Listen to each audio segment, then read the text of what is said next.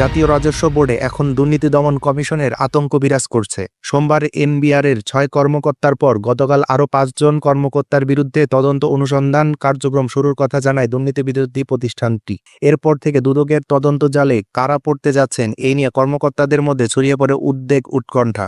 এনবিআরের এই ১১ জন সাবেক ও বর্তমান ঊর্ধ্বতন কর্মকর্তাদের বিরুদ্ধে শুল্ক, ভ্যাট ও আয়কর আদায়ের ক্ষেত্রে দুর্নীতি, স্বজনপ্রীতি ও ক্ষমতার অপব্যবহারের মাধ্যমে জ্ঞাত আয় বহির্ভূত সম্পদ অর্জনের অভিযোগে অনুসন্ধান চলছে বলে দুদক সূত্রে জানা গেছে।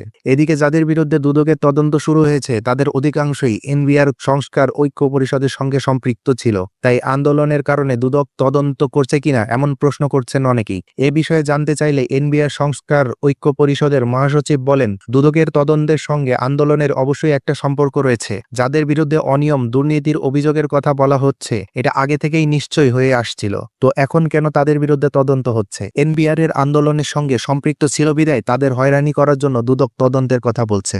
অন্যদিকে এনবিআরের একজন ঊর্ধ্বতন কর্মকর্তার নাম প্রকাশ না করার শর্তে সাংবাদিকদের বলেন, এসব কর্মকর্তাদের বিরুদ্ধে আগে থেকেই দুদকের তদন্ত চলছিল। এর সঙ্গে আন্দোলনের কোনো সম্পর্ক নেই। তিনি নিশ্চিত করে বলেন, এই আন্দোলনের সঙ্গে সক্রিয় ছিলেন কিন্তু সৎ অফিসার হিসেবে পরিচিত তাদের বিরুদ্ধে কোনো ধরনের তদন্ত চলছে না। এদিকে এনবিআর কর্মকর্তাদের বিরুদ্ধে দুদকের তদন্তে সরকারের কোনো হস্তক্ষেপ নেই বলে সাফ জানিয়ে দিয়েছেন অর্থ উপদেষ্টা সালাউদ্দিন আহমেদ।